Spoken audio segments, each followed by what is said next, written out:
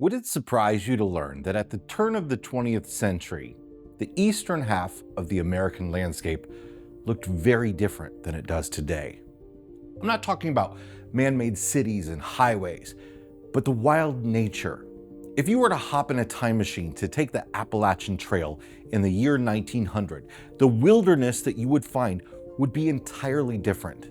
Today, a tree disease that altered America, and a chance at rebirth on the site of one of our nation's greatest tragedies. I'm Jason Epperson, and this is Parkography. American chestnut trees once blanketed the East Coast. Up to 100 feet tall and 9 feet in diameter, the American variety of chestnut trees were nearly as awe-inspiring as some of the largest redwood trees on the West Coast, and the tree's natural range stretched from Ontario to Georgia, west through the mountains and highlands to Alabama, and north to the plains of Indiana and Illinois.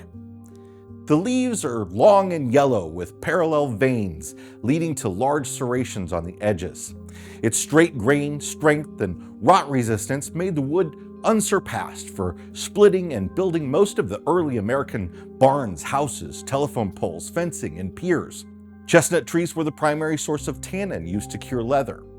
But their most unique feature was, of course, the edible nut. The chestnut was an important part of the diet of the colonists, Native Americans, and wildlife alike.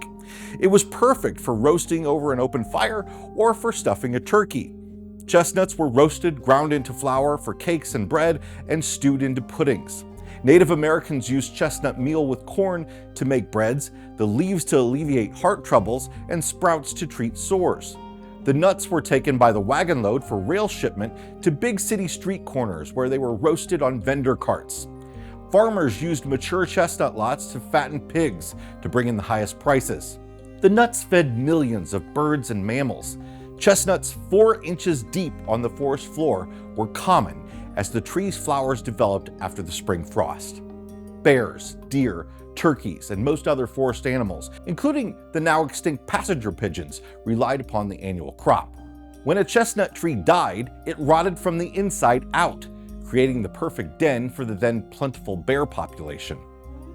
And just as important as their uses was the striking beauty of a grand mature chestnut tree. An estimated 4 billion huge ancient trees created dense canopies across the East. Grand trees shaded town squares and city parks. It was said that a squirrel could travel from Maine to Georgia by hopping from chestnut tree to chestnut tree and never touching the ground. In fact, over 25% of all Eastern American trees were chestnuts. They were quite simply the most important plant in the United States. And over the course of 50 years, they vanished. More in a moment, but first, this episode is sponsored by Slinky Stove. It's the only patented collapsible fire pit that stays intact when packed. Lightweight with a compact design, it's perfect for RVs, rooftop tents, or backpacking into public lands, and it sets up in seconds. With Slinky Stove, you get smokeless airflow rings and a clean burning fire. No more dancing around campfire smoke. Inexpensive and packed with extras, the Slinky Stove offers a 3-level cooking system that gives you flexibility, whether it's morning coffee or an evening campfire chili. And with contained ash, cleanup's quick and easy, just the way it should be on public lands. Order yours today at slinkystove.com or check the link in the description. The Bronx Zoo is home to an impressive collection of American chestnuts, and in 1904, this is where the problem was first discovered. The mature trees that lined the zoo's avenues began to wilt. Large cankers appeared, rupturing the bark, and then the tree's trunk and upper limbs would die. Trees in the New York Botanical Garden began to exhibit the same symptoms, and before anyone could figure out why, the mysterious malady infected chestnuts across New England. By 1906, it was reported in New Jersey, Virginia, and Maryland, spreading 50 miles a year. The blight worked its way across the East, killing virtually every chestnut tree in its path.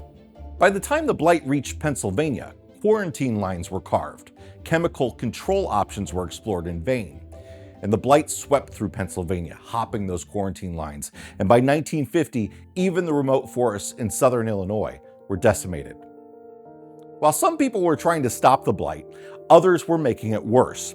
Lumbermen scrambled to cut down the remaining trees for their wood before they were infected and began to rot. Farmers were implored to chop down trees with any signs of blight. "Woodman, burn that tree, spare not a single bough," cried a Pennsylvania newspaper. In an attempt to stop the spread, people may have killed off trees that were immune to the mysterious disease, trees that could have recovered the species. The American chestnut tree was virtually extinct just 50 years after it was so incredibly important to wildlife, the economy, and diets. Millions of acres of land that had once been shaded by the lofty boughs now stood shadowed only by leafless, dead remnants. The problem, it was found, was a fungus imported from Asia that attached to animal fur and bird feathers. It may have even originated with trees imported from China to the Bronx Zoo. No quarantine was going to stop birds from perching in trees across the country. Now, the fungus doesn't kill the roots of the tree, but it doesn't allow them to attain an appreciable height before reinfecting the trunks and killing them back to the ground. So the tree still existed. In fact, it still exists today. But it can grow to little more than a shrub that cannot bear fruit, so the species can't reproduce. The only mature chestnut trees remaining were in scattered, isolated groves planted in the far west by early settlers, well beyond the range of the blight, and a few groves in the east kept alive by applying a virus that killed the fungus. Ever since the American chestnuts all but disappeared, there have been efforts to find a cure for the fungus to bring them back. One method involves breeding American chestnuts with Chinese chestnut trees, which are resistant to the fungus, and then backbreeding the hybrids with pure American trees. Some scientists have also begun sequencing the DNA of the American chestnut tree and the fungus that causes the blight. On Tuesday morning, September 11th, 2001, the United States was attacked as 4 commercial airliners were hijacked in an attempt to strike targets on the ground. Nearly 3,000 people tragically lost their lives. One of those planes missed its planned target, the U.S. Capitol building, because of the actions of the 40 passengers and crew who bravely thwarted hijackers' plans after getting word of the fate of the other planes. The plane crashed into a field in southern Pennsylvania, scarring a strip-mined land tract instead of a populated building. On the 10-year anniversary of the crash, an effigy was dedicated to those brave people who lost their lives. Flight 93 National Memorial. For 10 years following the memorial's dedication, students, scientists, local community members, and family members of those who died braved the cold on those hallowed grounds with buckets and mud and work gloves to dig holes and plant trees. American chestnut trees. The volunteers worked with the American Chestnut Foundation, an organization dedicated to the return of the tree, to help recreate natural woodlands on the grounds where Flight 93 crashed. The seedlings, it's hoped, will be the first in more than a century to withstand an invasive chestnut blight fungus. They used the backcross technique to hybridize American chestnuts with blight-resistant Asian species, producing seedlings that are almost identical to the American variety, about 94% American chestnut, after generations of backcrossing and intercrossing with other hybrid offspring. The foundation became involved with the Flight 93 project when they heard that the park was looking for trees that grow in thin soil. It seemed an ideal fit. It's an experiment, one that has a large chance of failing, and there's no way to know if the trees will survive until they reach maturity. But meanwhile, scientists continue to breed more and more generations of American chestnuts in the hopes of sprouting a truly fungus-resistant strain.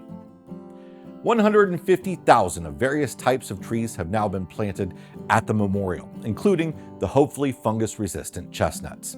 They face major challenges. The strip-mined soil isn't ideal, winters have been harsh, and there's an overpopulation of hungry deer.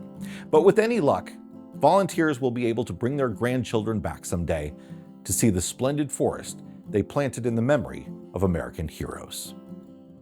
The Flight 93 National Memorial Visitor Complex opened on September 10, 2015. It takes about 45 minutes to explore the exhibit space, the flight path overlook, and the bookstore. You can then drive about a mile to the Memorial Plaza or take a walking trail. The Memorial Plaza marks the edge of the crash site, which is the final resting place of the passengers and crew. It consists of various elements, including the Wall of Names, and is a self-guided experience. Interpretive panels provide an overview of the story, and a cell phone tour provides for more in-depth exploration. A massive 93-foot-tall wind chime-type sculpture entitled The Tower of Voices makes sure that those that perish will always be heard. Parking's limited, and during peak visitation, the lot may fill. Early morning's the best time to visit, and the visitor center's open from 9 to 5, weather permitting. Thanks so much for being here, everybody. I'm Jason Epperson, and this is Parkography.